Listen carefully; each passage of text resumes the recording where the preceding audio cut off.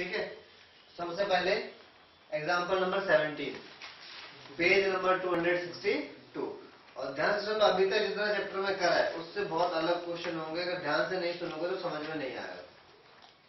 तो एग्जांपल 17 में कहता है the focus of A parabolic mirror, एक मिरर है, पैराबोलिक शेप का है, ठीक है, मतलब एक तरह से इलिप्स को काट दिया हो, इस तरह से होगा वो मिरर, रिफ्लेक्टिंग सरफेस उसका बाहर को होगा। तो जैसा कि फिगर 11.33 में दिखाया गया है, is at a distance of 5 centimetre from its vertex, ठीक है, जो फोकस जो है उस पैराबोलिक मिरर का जो फोकस है वो इसके वर्टेक्स से कितना दूर है, 5 centimetre. If the mirror is 45 centimetre deep, और जो मिरर की गहराई है, डीपनेस है, वो 45 सेंटीमीटर हो, तो find the distance A B distance निकालिए। ठीक है, तो देखो हम कैसे करेंगे।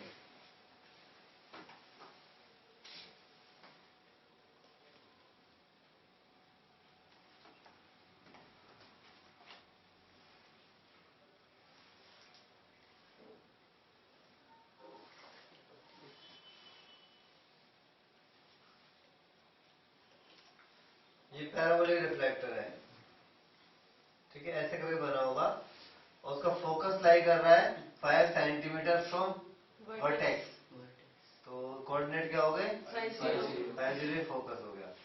और ये उसकी डीप है, ये इतना डीप है, तो कितना डीप है, 45 सेंटीमीटर, ठीक है।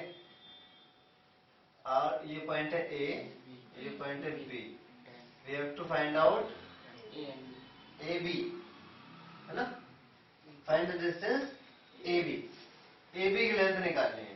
तो ये मान लो अगर सी है, तो जितना ए सी होगा उतना ही सी भी होगा, सिमेट्रिकल होगा, यानी कि अगर ए सी निकालना है तो उसको टाइप करने से आ जाएगा। अब अगर हम ये माने कि ये यहां से यहां तक एक्स है और ये वाई है, तो इस कोऑर्डिनेट होते हैं एक्स वाई, ठीक है ना। अब कैसे प्लॉट करते हो पॉइंट, अगर ये एक्स यहाँ पे एक्स सेंटीमीटर गए, वाई सेंटीमीटर ऊपर गए, तो कोऑर्डिनेट आ जाते हैं। अब यहाँ से यहाँ एक्स है, पर एक्स हमें दिया हुआ है कितना है, 45, इसका मतलब ये 45 हुआ, तो ये पॉइंट क्या हो गया, 45 वाई, ठीक है।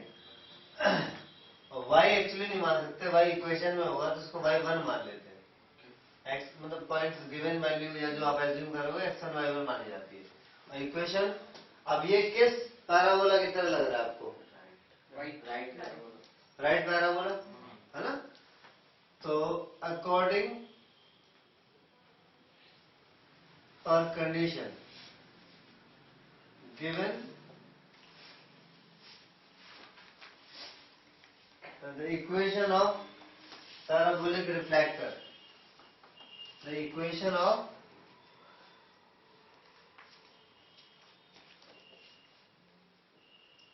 parabolic reflector, तो ये जो पैराबोलिक मिरर होगा या रिफ्लेक्टर होगा, इसकी इक्वेशन, क्योंकि हमने जो डायग्राम बनाया है राइट पैराबोला की तरह दिख रहा है, तो इक्वेशन क्या होगी, y स्क्वायर 4ax, ठीक है। अच्छा, क्वेश्चन में ये भी दिया हुआ है हमें कि इसका जो फोकस है, फोकस राइट पैराबोला का होता है a0, राइट पैराबोला का फोकस a0, लेफ्ट पैराबोला का -0, अपवर्ड पैराबोला का 0 और डाउनवर्ड का 0, ठीक है। तो फोकस a0 होता है और फोकस हमें दिया हुआ है 5,0, क्योंकि उसने बोला वर्टेक्स से 5 सेंटीमीटर दूर है, वर्टेक्स 0 0 इससे 5 सेंटीमीटर दूर, यानी कि 5,0। तो a की वैल्यू तो हमें पता ही चल गई, this implies a is equal to 5। तो पैराबोलिक इक्वेशन होगी 4 × 5 × x, y square is equal to 20x। अभी हमें क्या निकालना था, ए बी के लिए ए सी चाहिए, और ए सी की हमने लेंथ क्या मानी है, y1 की वैल्यू चाहिए।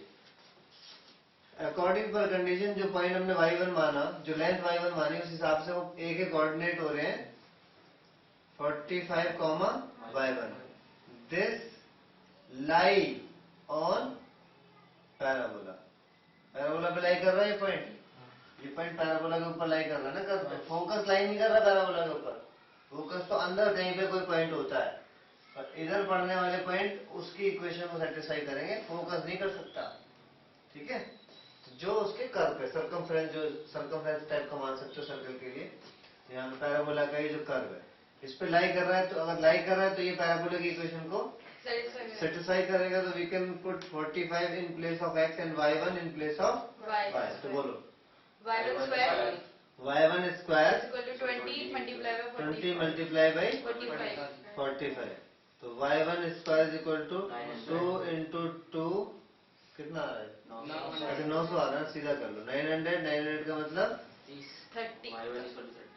30 स्क्वायर, तो y1 इज इक्वल टू 30। तो ये जो y1 ये हाँ प्लस माइनस ले लो आप, लेकिन हमने y1 लेंथ के लिए मानना है, तो y कितना हो जाएगा 30 सेंटीमीटर। नाउ उसने पूछा था AB, और पैराबोला हो, सर्कल हो, इलिप्स हो, ये फिगर सिमेट्रिकल होती है, जैसा ऊपर होगा वैसे नीचे होगा, तो जितनी लेंथ ये होगी उतनी ही नीचे भी होगी, तो इसका मतलब AB हुआ ट्वाइस ऑफ y1, तो 2 इंटू 30, AB 60 सेंटीमीटर, समझ में आया।